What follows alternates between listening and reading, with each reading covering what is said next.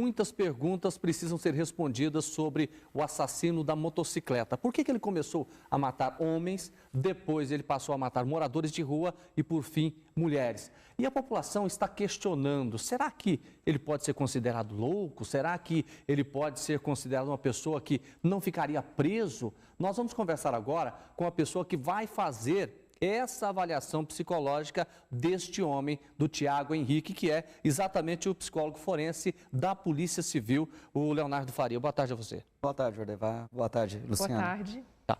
Por que ele começou a matar homens, depois moradores de rua e depois mulheres? Não teria só um perfil definido de vítima? Bom, Jordevar, a primeira coisa que nós temos que fazer é entender essa motivação dele. Essa motivação ela pode mudar de acordo com o tempo do crime que ele comete. Então, se ele começa a cometer crimes contra uma determinada população, um determinado perfil, ele pode mudar esse perfil simplesmente porque a polícia começa a concentrar as investigações em cima desse tipo de vítima e ele, para não ser pego, ele acaba parando de matar esse tipo de vítimas. Uma segunda hipótese é o crime em si causa uma excitação mental, causa um prazer. Então, na medida que matar esse tipo de vítima... Ele tem prazer quando mata? Sim, pode ter um tipo de prazer, porque senão ele não dava continuidade. Então, ele mata justamente porque ele vê naquele ato uma forma de solucionar os seus conflitos ou uma forma de alimentar um possível prazer que ele possa ter em sua consciência. Ele estaria matando não só pessoas, como também sentimentos dele. O senhor ainda vai fazer essa análise neste acusado. O que será levado em consideração nestes casos? Bom, Luciano, uma das coisas que nós avaliamos sempre nesse tipo de avaliação é o que leva ele a começar o homicídio e a ter essa continuidade. Nós sempre falamos em psicologia que esse tipo de assassino não mata pessoas, mata sentimento. Por que não mata pessoas? Porque ele não conhecia essas vítimas, ele não tinha vivência com essas vítimas.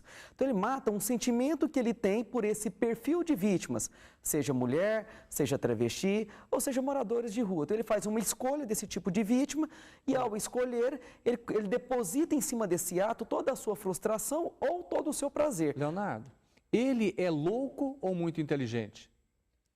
Crimes cometidos por pessoas portadoras de algum tipo de transtorno do tipo esquizofrenia ou transtorno psicótico, geralmente esses crimes são crimes desorganizados. São pessoas que não planejam, não organizam e não ocultam provas de crime. Então vai ser analisado o inquérito juntamente com os laudos periciais do Instituto de Criminalística para saber até quando ele deixava pistas no local, se ocultava ou fugia da polícia. O crime promovido por um louco não há fuga. Geralmente ele comete o crime e fica até no local do crime e justifica o seu ato. Nós temos um exemplo recente de um crime assim, né?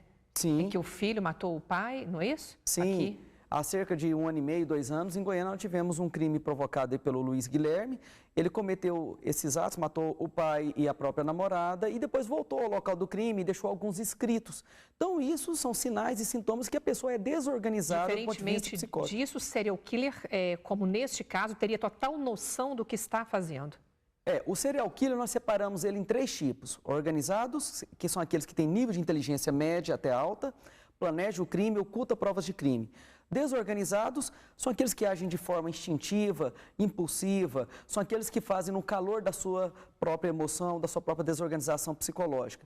E os mistos, que são aqueles que planejam, organizam, mas não ocultam a prova do crime, que é o que até esse presente momento me parece ser mais tendencioso, porque ele não ocultava essas vítimas, ele não enterrava, ele não tirava o corpo ali do próprio local. Leonardo Faria, psicólogo forense, uma boa tarde e obrigada pela entrevista. Eu que agradeço, uma boa tarde.